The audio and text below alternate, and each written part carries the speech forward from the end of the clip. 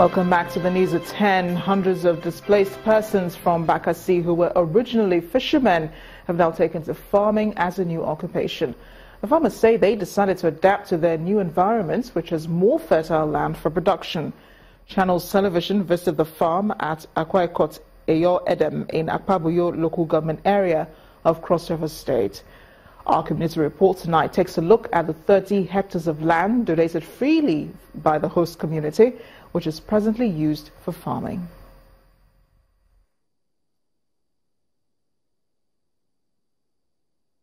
Etisola, now you're talking.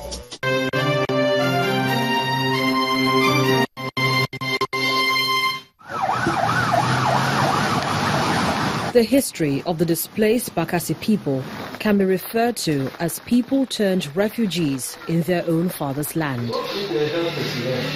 People abandoned and neglected by circumstances beyond their control.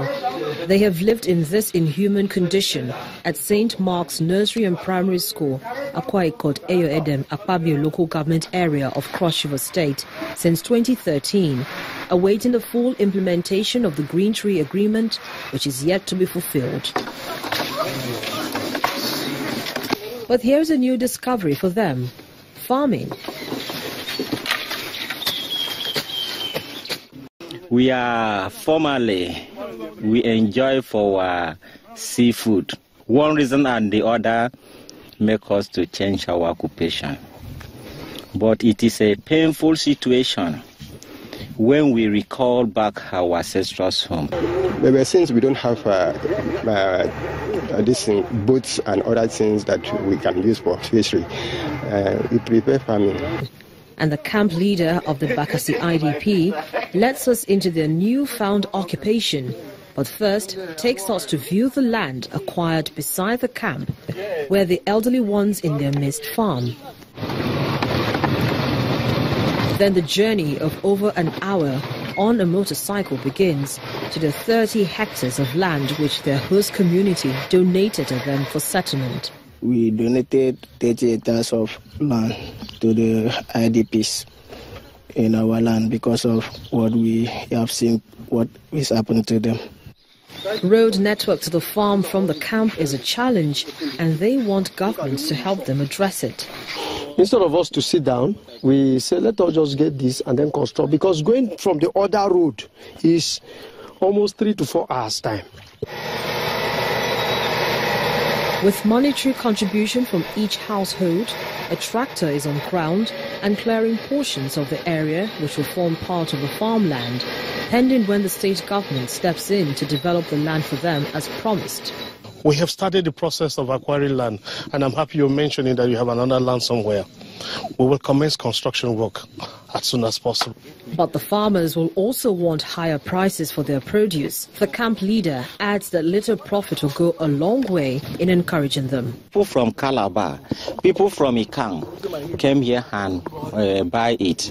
But the challenge there in Madad Market, you will not sell the way that you carry it to the road, since we don't have a transportation for us to transport it to the area that developed. You see that we sell it in a low rate. Nigerians would say it rests on government to encourage these ones with the necessary farming tools in order to serve as an encouragement to them. They are, however, thankful to the UNHCR for their assistance so far.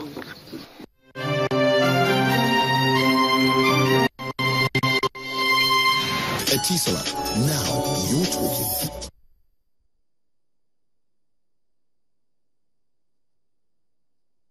That leads us to business news now. Here's Anne Mawodo.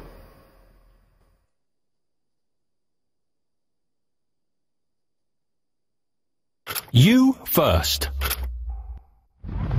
First Bank.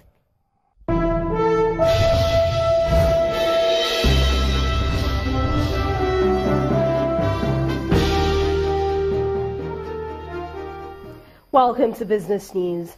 The need to encourage locally produced rice has received a boost with the launch of the much-anticipated Lagos Kebbi rice, popularly known as Lake Rice. The Lagos State Governor, Mr. Akinwumi Ambode, and his Kebbi State counterpart, Atiku Bagudu, presented the rice to the public today at the State House in Lagos. Lake rice is a product of the partnership entered earlier this year between both state governments, involving the cultivation of rice and other staples.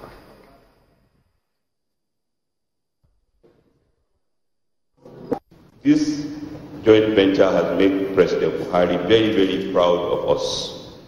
There is hardly a major meeting or event where he doesn't mention about what we are doing. And this is just beginning. We believe what we have done for rice can be done for many commodities. This is the Christmas period, an end of year where whether you're a Muslim or a Christian or you are anybody, everybody tries to eat so much rice towards the new year. So we have decided that the 50 kilograms we now sell from tomorrow in 12 different zones that will be advertised on radio and TV at just 12,000 naira.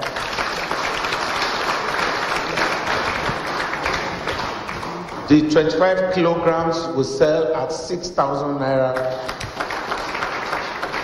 and then the 10 kg bag will sell at 2,500 naira. Lagos State Governor Akinwumi Ambode.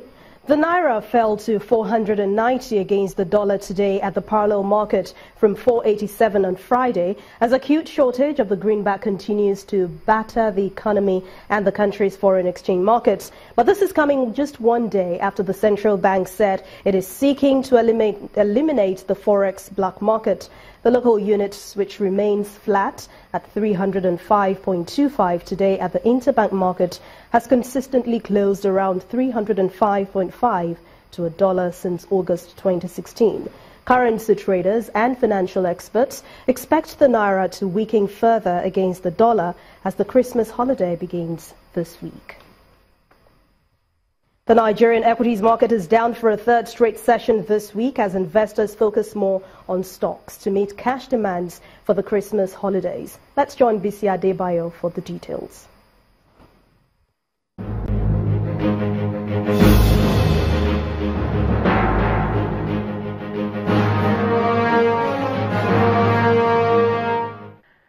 Hello and welcome to the Stock Market Report. It's a third day of decline at the Nigerian equities as the all-share index drops additional 46 basis points in contrast to analysts and traders' expectation of a rebound. Despite Wednesday's negative performance, a significant total of 421.18 million shares worth 10.7 billion naira was recorded at the close of trading. From the overall turnover, Mutual Benefits, Owando and Fitson were the top three most patronized by investors. GlaxoSmithKline, Nigeria Police Microfinance Bank and Cement Company of Northern Nigeria led 17 other gainers, while Forte Oil, Seplat and Better Glass were the top three in a list of 16 decliners. And that ends the Stock Market Report. I am Bisi Adebayo.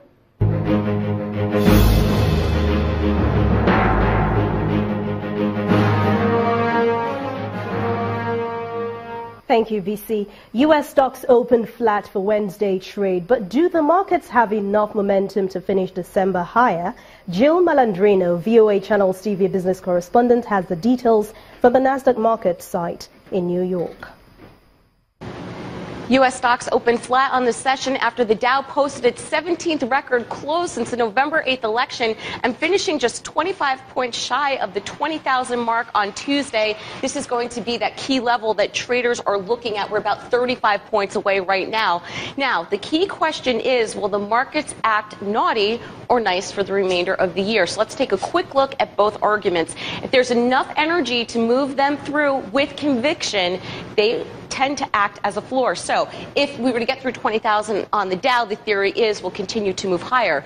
In other words, the gains are more likely, with end-of-year buying by institutional investors continuing to drive up the markets and both retail investors and economic sentiment continue to improve. There's certainly support for an extended move upward. In the short term, of course, on the flip side, a pullback is quite possible and also healthy for the markets.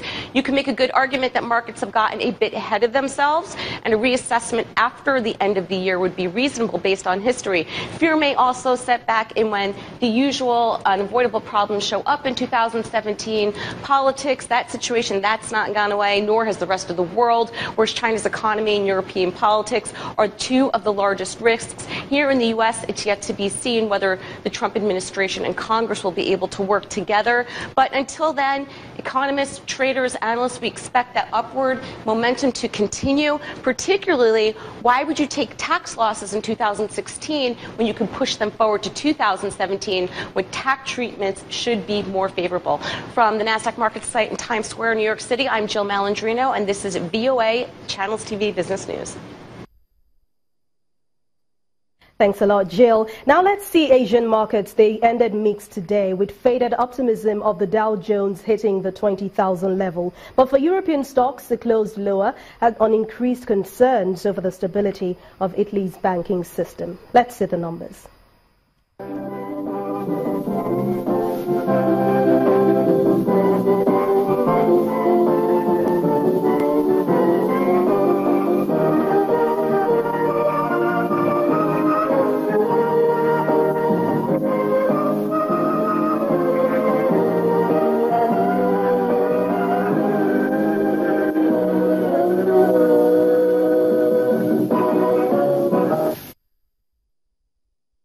Thank you for watching Business News Tonight. Back to you, Amarachi.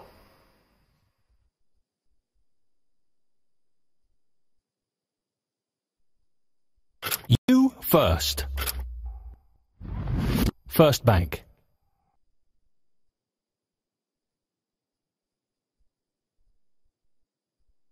Tourism and culture have been described as veritable tools with which state governments can achieve economic growth and development.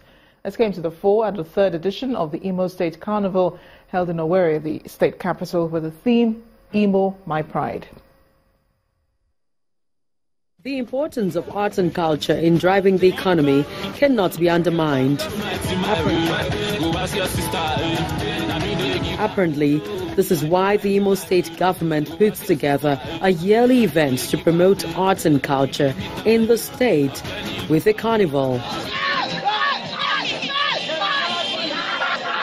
This is the third in the series and is tagged Imo, My Pride.